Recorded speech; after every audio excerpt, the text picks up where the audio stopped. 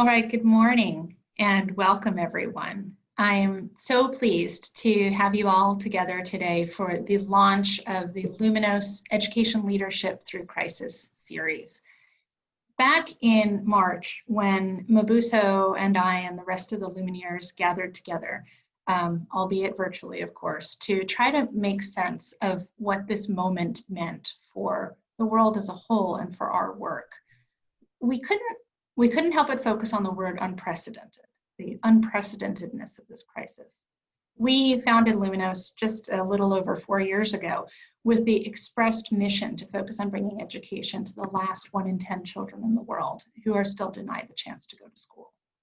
And yet at the height of the crisis, 9 out of 10 children around the world were kept out of school. Our world and everyone else's had been turned upside down.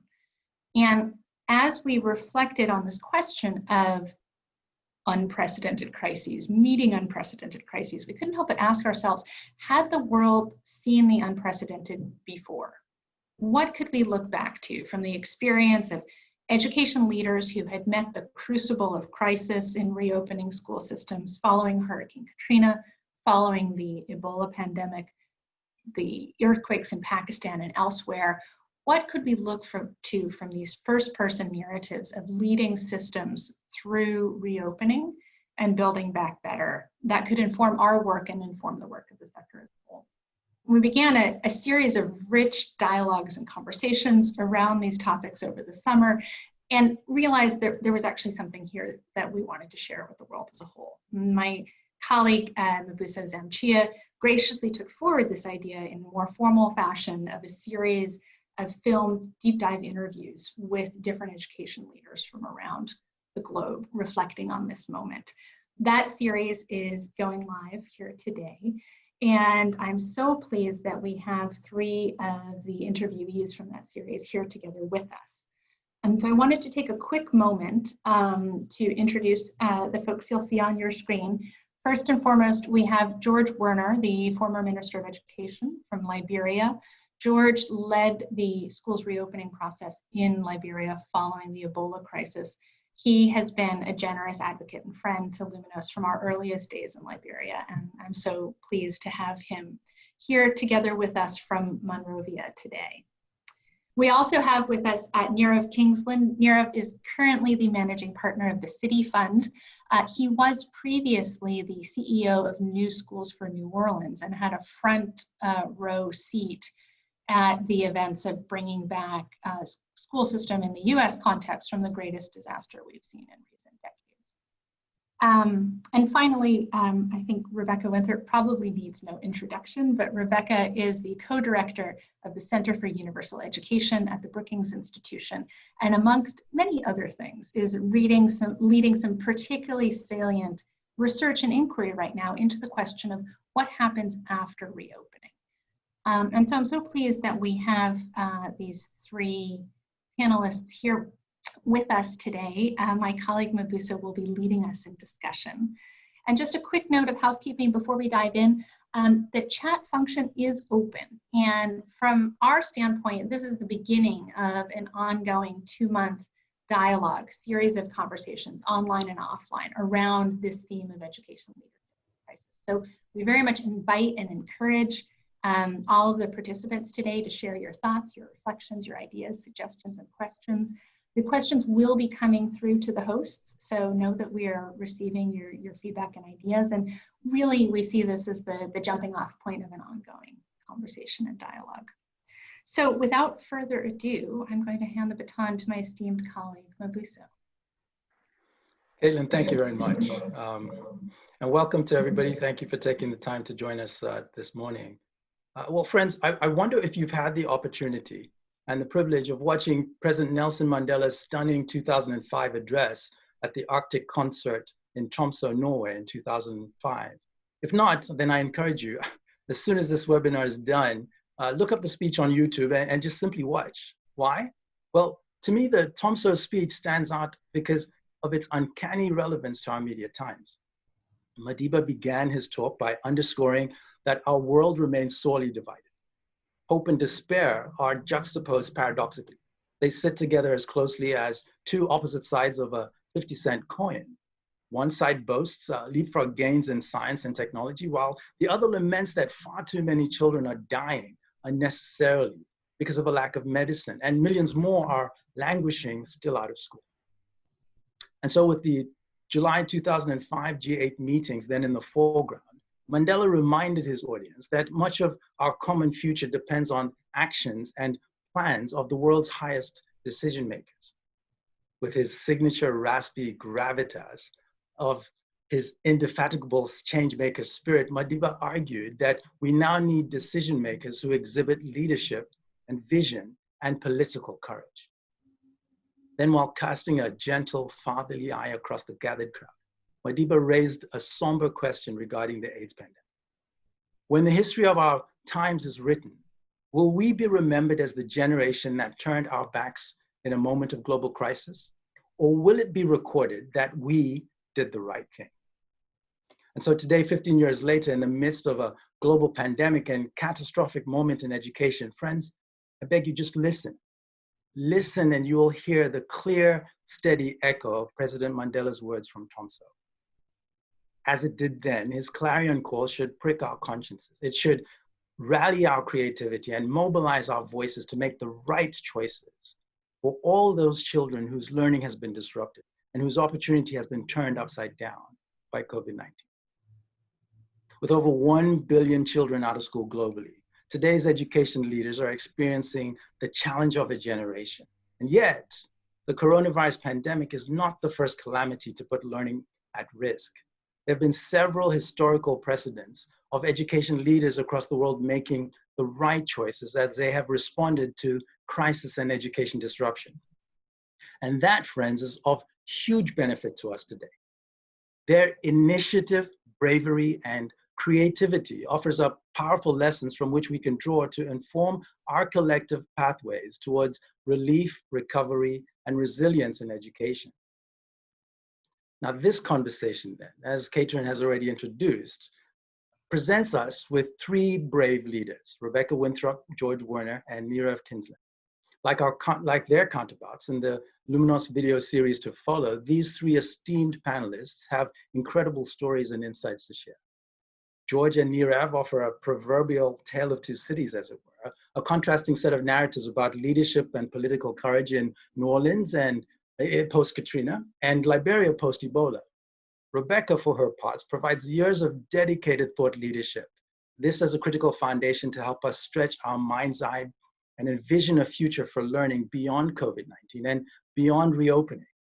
So panelists, welcome. Thank you for joining us. And then let's jump right in. I invite you to take 5 minutes each to provide opening comments. George about Liberia and the Ebola crisis, Neerav about New Orleans and Hurricane Katrina, Rebecca about the overarching global context of the coronavirus pandemic and its effect on learning. Well, George, let's begin with you.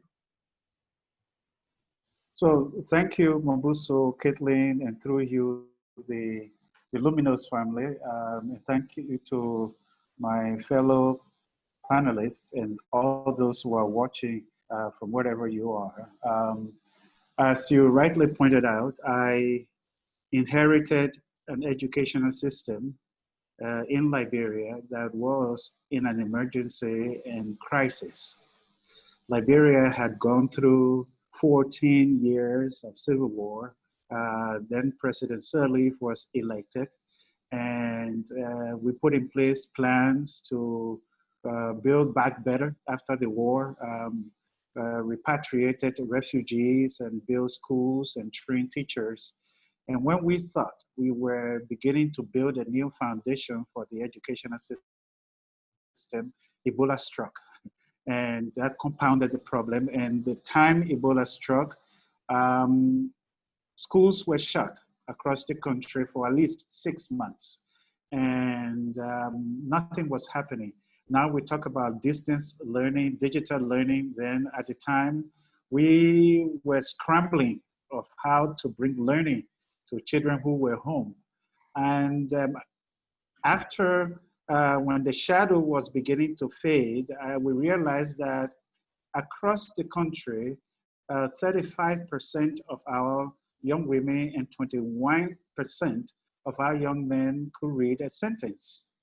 And only 39% of women across the country had completed primary school, to say the least. So here is what we were confronted with. And just then, Rebecca is on here, I ran into an article that she wrote, basically saying that it would take 100 years for children in the developing world to catch up with their counterparts. It was an eye-opening article for me, and it propelled me into some kind of stubborn defiance. I said, no, this cannot be true. The children in Liberian schools cannot wait. And it's not the problem of the children. They're capable of learning, but the system has been failing them for decades. And so we got to do something. So we began thinking outside of the box. Whatever we did was to challenge ourselves and in a way to prove Rebecca wrong, to say that in the way children could learn if you put a trained teacher before them who teaches on task and with accountability, with a structured lesson plan, and shows up every day and is paid on time, children could learn. And so we had several initiatives in place to demonstrate this. All in all, we set the school system targeting foundational learning.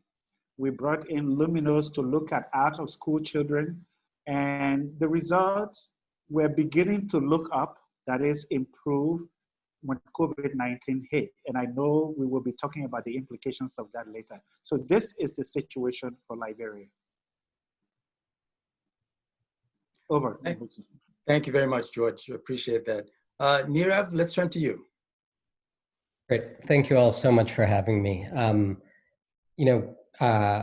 My story is not too dissimilar than George's. We were in a city that was ravaged not by a disease, but by a natural disaster when Hurricane Katrina hit New Orleans. Over 90% of the city was flooded and underwater. Over 1,000 New Orleanians died, and it was the most devastating natural disaster to ever hit the United States. And coming out of that, there were a couple of key things that we were trying to figure out, and that in some ways made it work. The first, and I think this is a really important question to consider in your own countries, is the question of, do people want it to go back to the way it was? And I think in some cities, people are yearning right now in COVID to go back to the way things were, and in some places they're not. And in New Orleans during our tragedy, people really didn't want to go back to where it was before. It was recognized, I think, pretty widely that New Orleans was one of the worst performing school systems in America. The second thing that happened that was very important for us is we got political cover. So after the storm, the state that New Orleans is in took over the city's public school systems. And that gave us about a 4 to 5 year window to make change. So we had a place where the average person didn't want it to go back to the way it was, and we had political cover to do something different. So as those pieces came in a bit, I started, and others in the city, looking at other cities in the United States. We're fortunate to be one of the wealthiest countries of the world, and we wanted to figure out in our own country who was doing amazing things for low-income kids. And we couldn't find one city in America that was doing what we thought every child deserved in terms of getting an unbelievable educational opportunity. So that leads to the question, why? In the United States, it's not a matter of money. Why was our public school systems failing predominantly kids of color? And similar to George, we came to the conclusion that it was the structure of the system itself that was really causing the failure. In America, most of our school systems are governed by local school boards. And in New Orleans, that system had gotten pretty corrupted. There was a lot of bribery, there was a lot of nepotism. And so you had great educators, you had kids who wanted to learn, but the system itself wasn't working. And so our big takeaway was actually not to change the curriculum or to change the way schools are run. It wasn't a programmatic change, it was a structural change. And what we did over time is we made 3 big innovations. First, we said educators will be allowed to run the schools in New Orleans. And we separated them from the government. The way we did that is we let them form nonprofit organizations, like I imagine Luminos is. And so in New Orleans, instead of schools being run by the government, they're run by nonprofit organizations that educators themselves run. So there's about 40 different nonprofit organizations in New Orleans. Educators call the shots, and that means different things are happening in different schools. They each have different curriculums, different ways of teaching. There's room for innovation, and you don't have to ask permission. If you see 20 kids who are behind in math, you don't have to go to the central office and petition to change what you're giving them. The educator can do it the next day. So we let educators run the schools. That was the first big innovation. The second big innovation for us is we let families pick which school they could go to. In most cities in America, families attend the school that is geographically closest to them. While there's obviously convenience to that, just the probability that the school that happens to be a half a mile away from you is actually the best school for your kid. We all know kids learn differently. They need different things. They need different cultures. They need different environments. And so within our city boundaries, we said, we'll give you free transportation to any public school in the city. And we created an online enrollment system that allowed families to access each school. So all you need to do is go online, you rank your top 5 schools, the system does a lottery, and then you get into whichever school based on how the lottery works, but there's no preferences. So educators run the schools, families get to pick which schools they want to go to. And then the third is we restructured the role of government. So in most public education systems, government runs the schools themselves. And in New Orleans, we made government the regulator. So government sets the rules for all the schools. It sets what the performance standards are. And it also sets the rules for equity to make sure you're not kicking kids out, that you're serving kids with special needs, that your discipline practices are fair. And in order to keep running a school in New Orleans, you have to do good on both those marks, performance and equity. And it's the government's job to make sure every kid's served. So through this crisis, we got a political window to make change. And the change we made was let educators run the schools, let families choose which school is best for their kid, and make sure government's empowered to ensure that every kid's getting served. You know, if you were starting to build an education system from scratch, a lot of those principles seem pretty intuitive, but New Orleans was the first city in America to totally restructure its system based on those principles. And we ended up getting pretty incredible results in academic achievement. Researchers who looked at New Orleans said in the 7-year period after Katrina, the city had more academic growth than any other city they'd seen in the past 10 to 20 years in the United States of America. So we still have a long way to go, but that's our story of how we used a crisis to try to create something better in our hometown. Thank you very much, Neerav. That's incredibly insightful. Rebecca, the big picture on coronavirus and its effect. Yes, well, thank you, Luminos, and hi to everybody. And thank you, George. It's always nice to hear that stuff you write is informative and can inspire action. So big picture, I mean, I take inspiration from both George and Neerav and many others around the world.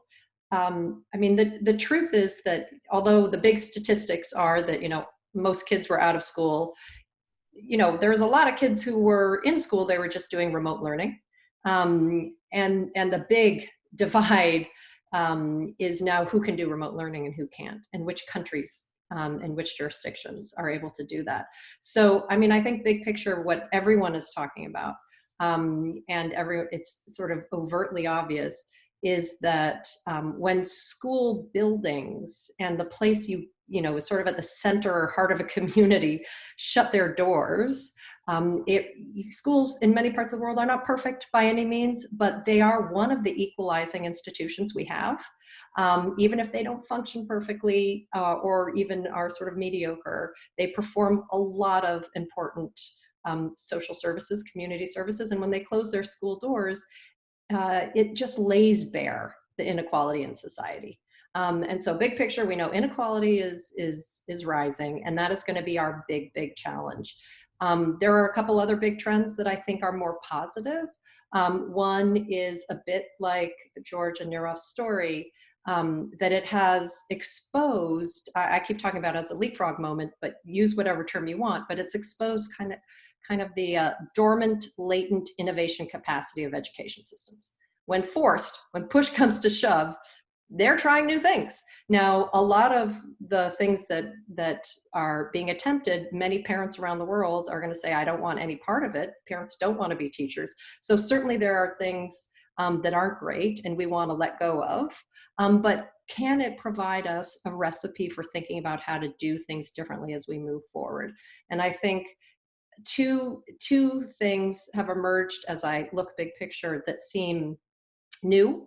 And one is this emergence of new allies to support education, whether it's parents or health workers or food banks or social services, really sort of leaning in to try to partner or use schools as mechanisms to do services or new relationships with families and teachers that have been forged overnight, which probably should have been there before, but never were in many cases.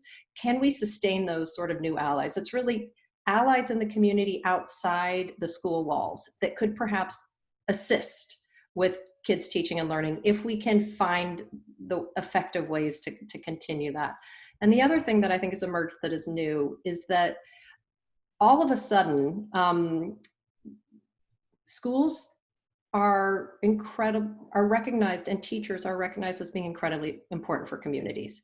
And the kids Luminos works with, their parents and their families who struggle day in and day out and are just desire nothing more than get their kid to a good, safe school, or a basic safe school. Maybe their threshold for good isn't even very high. They know what it means not to have an education. But all of a sudden, the rest of the world, they have common cause with middle class parents around the world who are saying, "Oh my gosh, how can I not? How can I function in whether I have to work outside the home or childcare, or for kids who need a lot more help and don't have good home environments, how are they supported without the schools?" So I think there is a rising awareness in the role of schools as an important institution. And I think institutions matter is one of the big takeaways.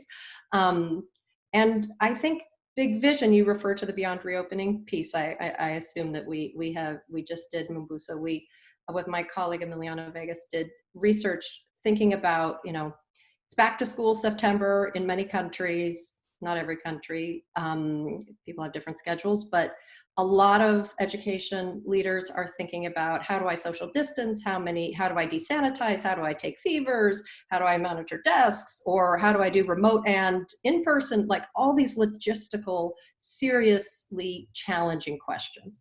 And so what we tried to do in a piece we put out called Beyond Reopening Schools, what's the vision for the future, is just try to think a little medium to long term, what might be the silver linings.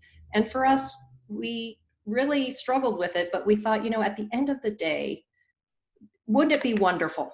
And I think there's a role to put out vision, by the way. I think vision, when you talked about leadership, like that's what I thought. There's a role to put out a vision of what you need. Wouldn't it be wonderful if really public schools, and I take no opinion of who regulates and who runs, but free public institutions that accept all kids are strengthened because of this.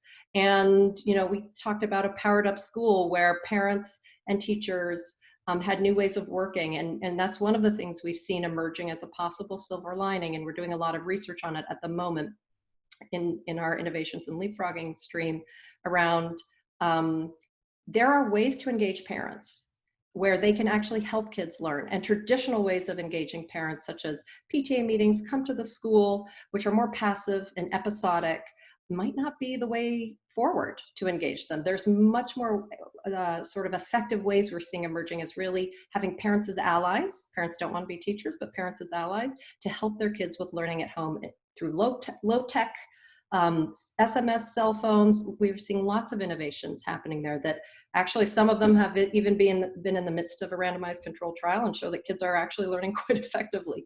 So I think that is an area, sort of low tech, reshaping parent-teacher relationships is one possible silver lining amongst many. And the question is, how do we sort and sift, let go of the things that we're doing now that aren't helpful or too onerous, and keep the things that might have a long-term potential to really power up the delivery of public education. Thank you very much, Rebecca. Thank you to all three of you for those opening comments. Well, let's go back to the Tromso speech. I believe that President Mandela was quite purposeful when he called out leadership, vision, and political courage as much needed decision-making attributes. I wonder, panelists, could you take a minute? We'll do a lightning round here. Just a minute to provide your quick definitions of those three ideas: leadership, vision, and political courage. Beginning with you, Neerav. Sure. Well, I'll combine leadership and vision in the first one. I forget where I read this, but it's always really stuck with me on the difference between leadership and management. So many of you on this call might be in positions of leadership where you both manage an organization or manage employees, but are a steward of the organization. And the line was, management is about finding out what's unique about each person you work with, and leadership is about finding what's common. So when you're managing an employee, you want to figure out what makes them special, where do they spike, and how can you get them in a role that really delivers on that. And when you're talking about leadership, you want to find everything that's common in the people in your organization and connect that to a bigger vision, which they can all believe in.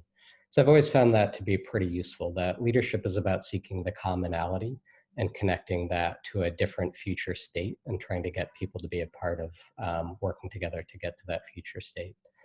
And then, political courage for me, many ways to define this, but one space that I've always found powerful is in moments, particularly in the United States, where you're outside of partisan policymaking. So, if you're debating about healthcare or the minimum wage, the party policy kind of determines where you're heading, and it kind of is what it is, and you play the political game and see what you can get done. But when a moment after a crisis, or when you're thinking about whether to go to war or not, or you're in war itself, there are these moments that kind of transcend the usual party system. And I think that is in many ways where great executives end up standing out, because then they're relying on their own values, courage, and vision to do the right thing, where they're a little less constrained by public opinion. And those are the moments where I think you see political courage shine, and our great leaders often have the greatest impact in spaces that aren't defined by partisan politics. Thank you, Neerav. Let's turn to you, George. What are your definitions of these three terms?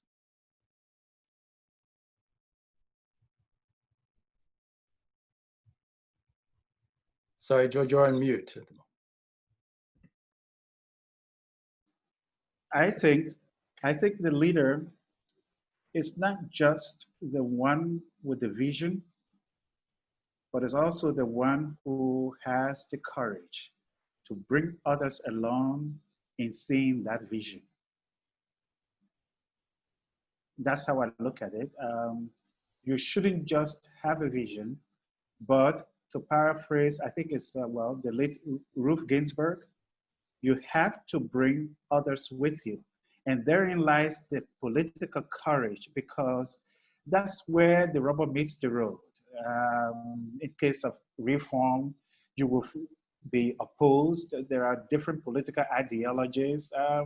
As you talked about government earlier, providing the space for equity for all of these things to happen, you have to be able sometimes to be the eye of the storm, but you go there knowing that you are with others, that you are not alone, and you help others to see what you see.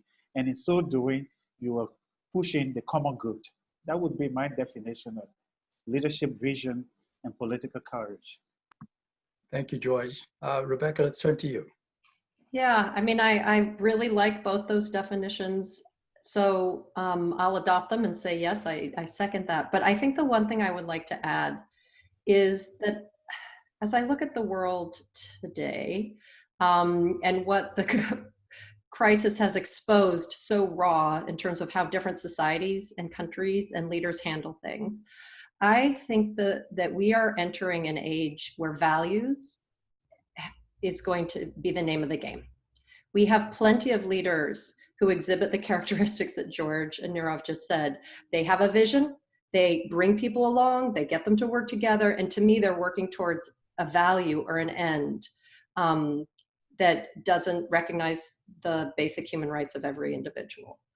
They think some people are lesser based on the color of their skin or something like that.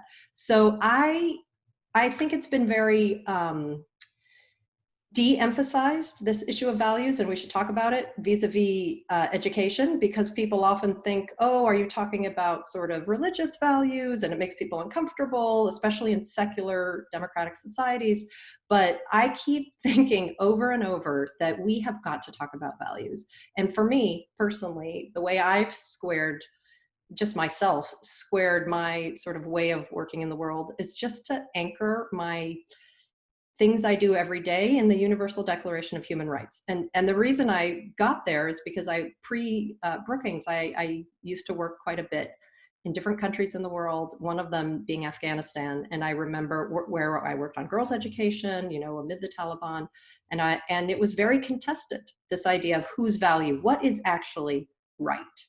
And, you know, if you say you want local ownership and, you know, come alongside and support local indigenous work to help, you know, build capacity or share information to support them, you know, it could be towards multiple ends. And I always, from that moment, always said, well, you know, that's an end, you know, there's two sides, and, you know, I'm going to side with the Universal Declaration of Human Rights, where it was messy, it was hard, but the world at one point came together around it. And I think we kind of need to go back to that centering. Thank you, Rebecca.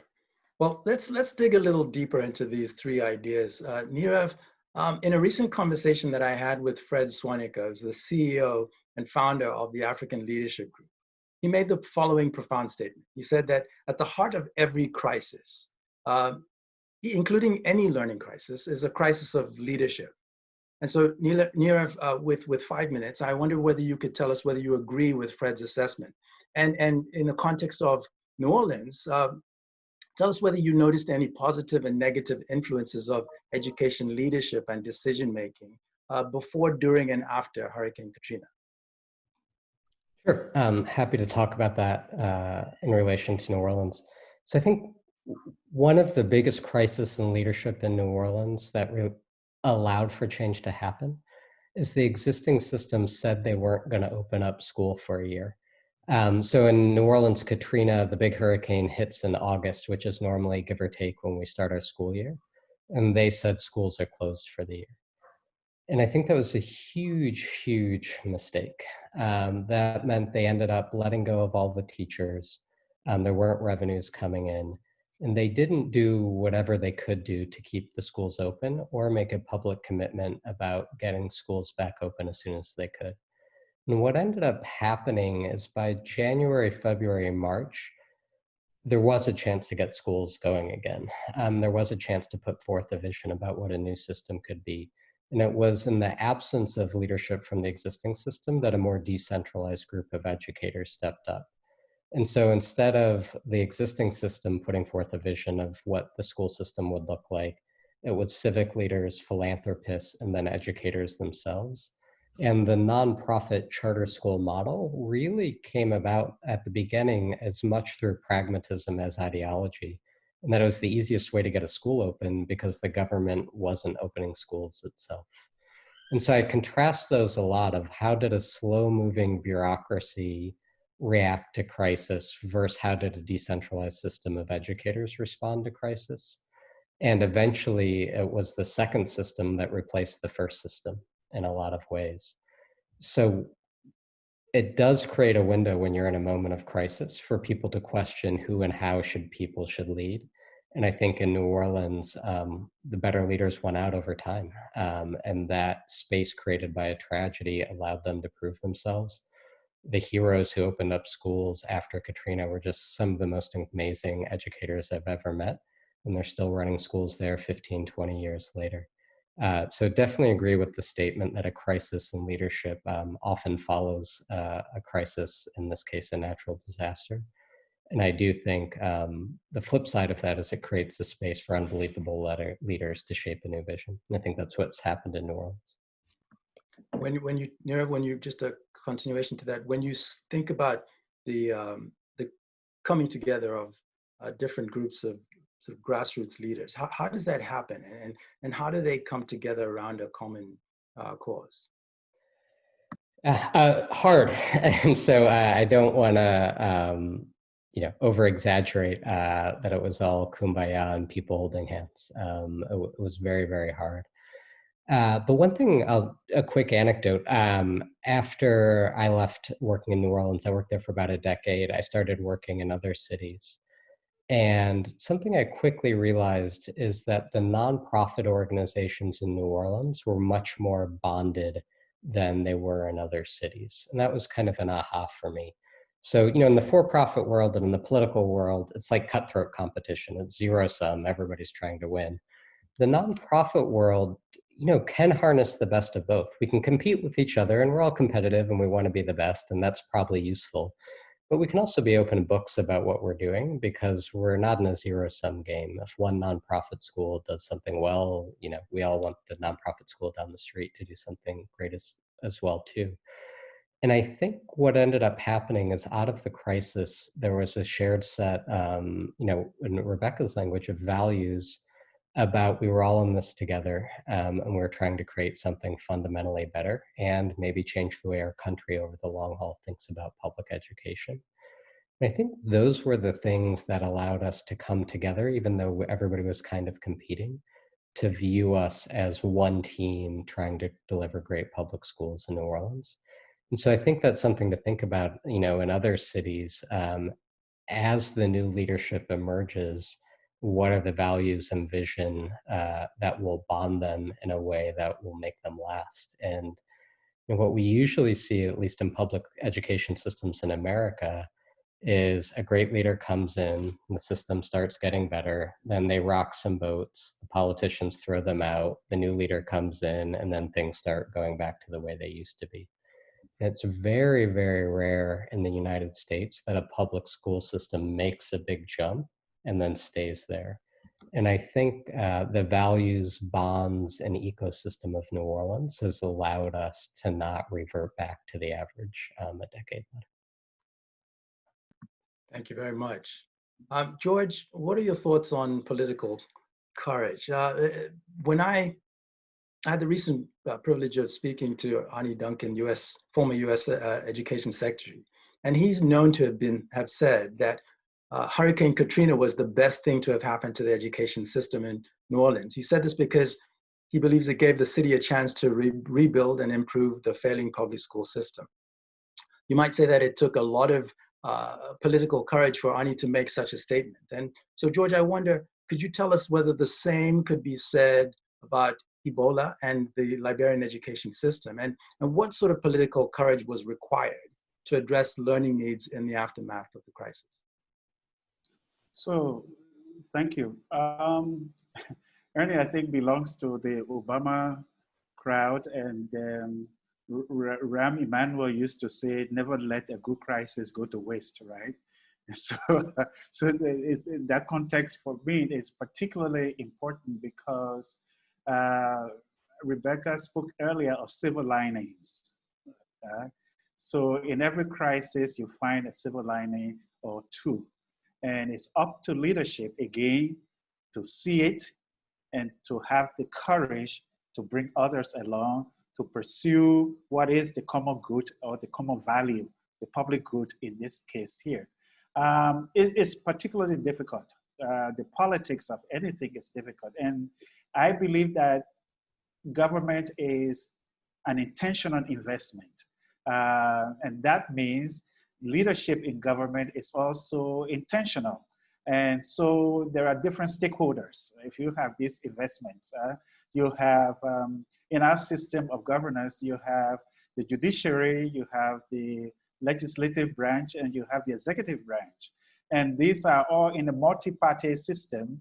These are different political platforms, as you know, said in Africa, where there is a great deal of vibrancy in trying to pursue a reform agenda, say in education, that is the most contentious in this case. So there are different leaders at different levels. And we just heard about the state, in the legislature, the committees that you have to go through, civil society, partners with their own ideas, parents, communities that you have to penetrate. And so engaging this, each of these groups will call for a different type of courage. But it's not courage that you grab out of the sky. It comes with background work of negotiation, of managing expectations, of having the right skills to communicate the vision, and which was one of my errors personally. I did not value communication as much as I should have in engaging people, especially communicating the benefits of the reform. So yes, all crises, I believe, do present opportunities, but you do need leadership at every level of government, even down to civil society, to see those opportunities together, and in this case, to deliver the public good as our own common value. Thank you, George. And you know, George, you kind of stole my thunder for the next question I was going to ask, but it's okay. I'll run through it again.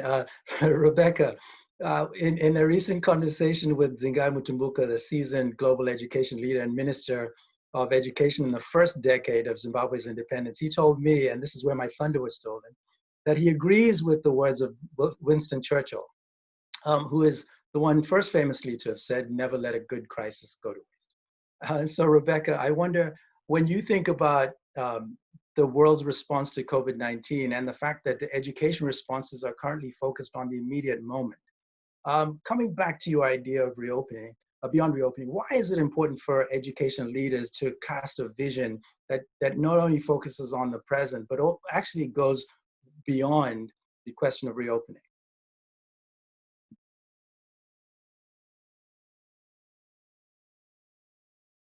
Okay, yeah. I think Neerav mentioned it right at the beginning where he said, do people want to go back to normal?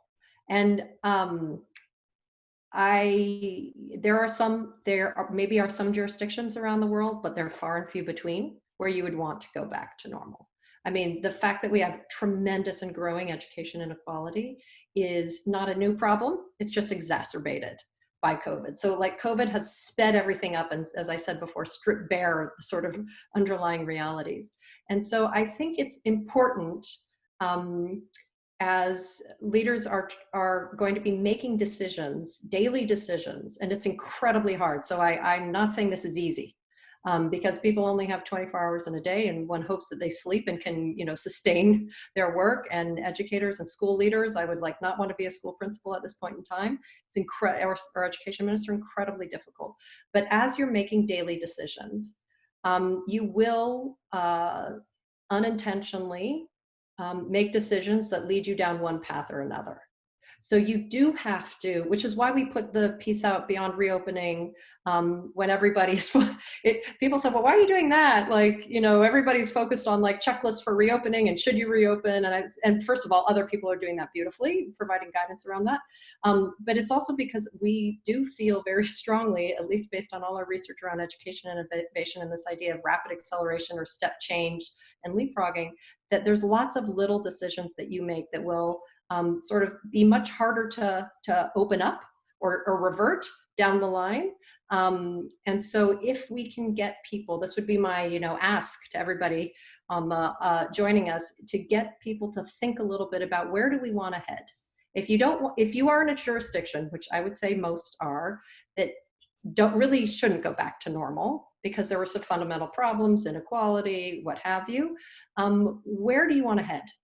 And keep that North Star, keep that vision in your mind, because it will influence how you reopen, frankly, and what you allow and what partnerships you allow. I mean, I could envision very easily school jurisdictions reopening and then saying, you know what, all this communication between teachers and parents, we don't need that anymore. We're done. We can go back to, you know, twice a year PTA parent-teacher meetings. This is just a small example. Whereas actually, you know, that's a powerful thing to have a close relationship between your teacher, and for a teacher to have a close relationship between with their students' parents, and to be able to call on them in real time, to have mechanisms for rapid feedback loops, to be able to bring them into supporting kids' learning, and to do that from scratch would be very hard. So that's why we feel strongly about putting a vision forward at this point in time. Thank you, Rebecca. You know, it's amazing how quickly an hour goes when you have such thoughtful, insightful leaders with you. And so we're 15 minutes away. What I'll ask each of you is to provide some advice and guidance to our listeners and viewers. And I'll phrase it this way. If you panelists had the power to assemble all global leaders and policymakers, in somewhat just like Nick Fury assembled all the Avengers in the movie Endgame, what would you commission them all in terms of how to defeat the great Thanos of our times, which is learning, poverty, and skills inequality? What would you say? And Neerav, perhaps we'll begin with you for a few minutes. Sure.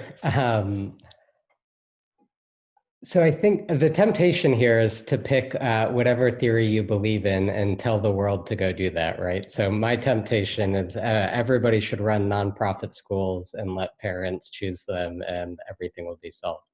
I'll resist that temptation in part because my day job now is in large part to try to see if what worked in New Orleans could work in other cities in the United States.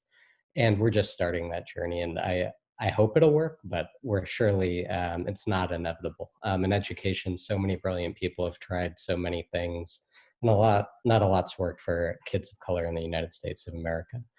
And so I think my charge to them would not be to replicate what we did in New Orleans, but to replicate the spirit of we probably need to be trying many more things than we are now.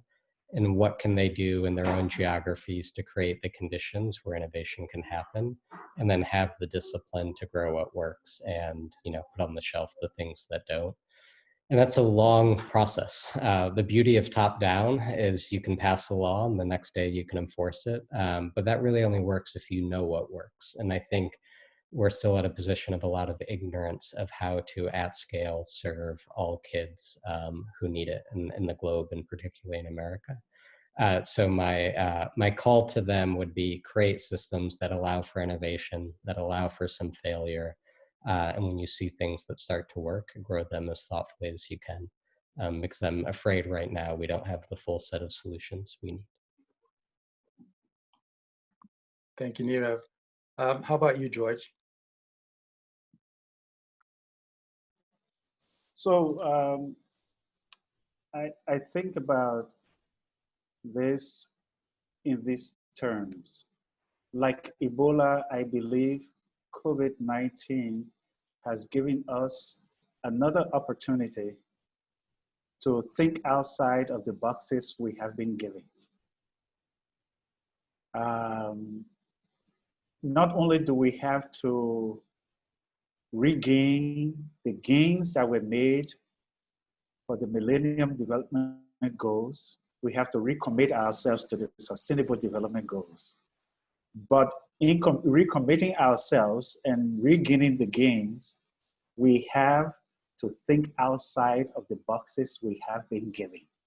And in certain cases, those who are holding on to those boxes will have to release them. And this is not going to be easy. And this is going to be some of the world leaders that you spoke about earlier. We have to unleash the best of our researchers to point to the North Star that Becky described earlier. Where do we want to go? And I think at some point there needs to be, maybe Brookings can call that conference, an educational conference that says, where do we want to go, given all that we have experienced so far? Thank you, George. Rebecca. Well, I appreciate that, George. It's a good idea. One of the things that I've done amid COVID, because I live in Washington, D.C., and we've had our schools closed, they still do, so we've been home learning since March, is watch all the Avenger movies with my two 9 and 12-year-old boys. So I know what you mean, convening the Avengers and Endgame. Now I know. Before COVID, I wouldn't have known. I hadn't seen any of them. but it is a good idea, George. Maybe we should do that. Thank you for that thought. We've actually been convening heads of state, former heads of state, and sort of very small roundtables to get their insights, and I think you've participated. In collaboration with the World Bank, right? Yes. Yeah, and then ministers of education. Again, these are small and private, really just to ask that question and to think about the question that Mubuso has been putting out about leadership and strategy and communication and opportunities. But yeah, maybe we should do a public one. Now, to your question, Mubuso, about what would the advice be, or what would we ask of these education Avenger team? I keep thinking about some of the research we've been doing on system transformation, a bit because of, or not a bit, a lot because of what Neerav said about always regressing to the mean. How there's actually, you know, we've started this research on education innovation some 4 or 5 years ago, looking at innovations. Where are they? They're at the margin of the system. Now they're, because of COVID, at the center. They're not, just because it's innovative doesn't mean it's good. So you have to think about where you want to get to and pick the right ones. But we are also now thinking a lot more about, you know, of course, scaling, but more about system transformation. So scaling innovation to system transformation, for this very fact that things always seem to regress to the mean. And we've had 2 insights, and so we'll be, you know, working more on this. So we invite people in, and maybe this is something to talk with the Education Avengers about. One is really about how systems do transform and don't regress to the mean, and that actually the structural and the cultural components of transformation are the harder but more powerful levers compared to changing sort of the metrics, which, you know, is helpful but really only gets you kind of tweaks at the margin. So we've been thinking a lot about that and looking at various system transformation frameworks, and thinking about how, you know, the cultural really is about your vision of where you want to go. Do people buy into it? Does the public buy into it? Which is another reason we were interested in parents. And do the people inside the system, the teachers, the educators, buy into it? How do you get there? That's the hardest place to get to, but it seems to have the most lasting change, where things don't regress to the mean over different political cycles. Structural is basically what Neerav did in New Orleans, like changed the pipes, changed the feedback loops, changed funding mechanism, and created an enabling environment where things could sort of co-create. So I guess maybe what I would talk about would be, one, what do we want amid COVID and after COVID, all kids to be able to know and do? And I think we have to introduce some and be comfortable with some sort of civic duty, civic responsibility, social responsibility, something that has sort of a, you know, we're not just educating a bunch of really great scientists to go do terrible things in the world. So STEM plus civic awareness, civic engagement, this is the values piece. And the second thing we have to do is think about what are the levers for building that cultural shared culture of purpose, and what are some of the structural levers to creating an enabling environment for agile, resilient education institutions that can last and deliver on that promise. You know, COVID isn't going to be the first shock education systems receive over the next 20, 30 years. So that would be the questions I would pose. Thank you very much, Rebecca, and thank you to all 3 of you. I have one last question now. I'm going to constrain you to 1 sentence, just 1 sentence on this question. See if you can do it. Put yourself into the shoes of a child who is living at the margins of the education system, at the margins of society. What message would you have in 1 sentence for the world? George.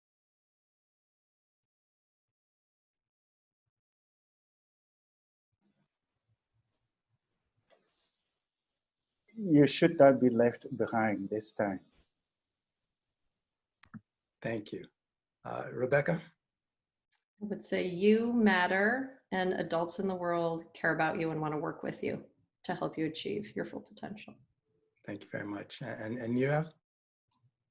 Let me make sure I got the question right. Am I talking to the kid or am I the kid? Either way, but take your choice. All right, I'll pretend I'm the kid. It's such a beautiful question. And yeah, I think a lot of us think about these things, but it's only by chance that I'm here and you're there.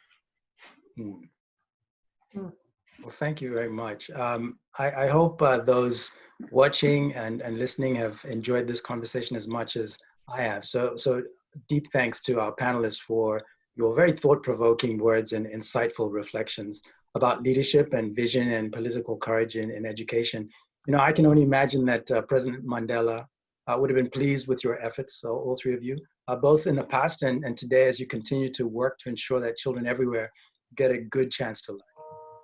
Before the coronavirus pandemic, many of us might have held the opinion that education disruption was the challenge and the burden of only those lower income countries like Liberia. But as the experience of Hurricane Katrina in New Orleans acutely demonstrated, we would have been wrong. And now COVID-19 has emphatically underscored to us that crisis and education disruption do not discriminate. Today, Africa and America are on the same wrong side of Mandela's proverbial coin. Now, what remains to be seen is whether or not we as a global community can get ourselves together onto the same side of our coin, which is to act on behalf of children in a way that puts us on the right side of history. The American contemporary of Nelson Mandela in the fight for freedom, namely Dr. Martin Luther King, once famously said that the ultimate measure of a man is not where he stands in moments of comfort and convenience, but where he stands at times of challenge and controversy. Now, apart from those among us seasoned enough to remember the African liberation struggle and the American civil rights movement, I do not know that we collectively have seen a time in life more so filled with challenge and controversy than today. How will we respond? I put to you the same question that Madiba asked in Tromsø in 2005. When the history of our times is written, will we be remembered as a generation that turned our backs in the moment of crisis? Or will it be recorded that we did the right thing? Well, I argue that if we pay attention to Rebecca and Neerav and George, and if we lend an ear to the wisdom of those other leaders in the Luminos video series, maybe, just maybe, we will all come to understand how we can act on behalf of children with leadership, vision, and political courage. In 1964, Martin Luther King Jr. quoted the now very well-known phrase, "The arc of the moral universe is long, but it bends towards justice." And in 2020, in my interview with him, which you will get to watch next week, former US Education Secretary Arne Duncan stated, yes, indeed, the arc of the moral universe does bend towards justice. However, we must all play our own specific part in making it bend that way. So friends, let us cast our vision beyond COVID-19 and beyond reopening to fix our eyes on the prize of helping children unlock the light of learning in their lives through quality education. Those listening and watching, on behalf of the Luminos and the panelists, I thank you and turn over now to Kate.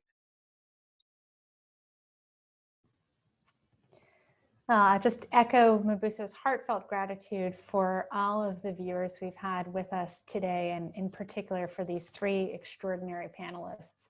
I can't imagine a better launch event for the series of conversations we're about to share with the world. You'll all be receiving an email with a highlights reel in your inboxes later today, clipping some of the more extraordinary reflections from the series to come. And then each week over the course of the next 2 months, we'll be releasing 2 conversations at a time online.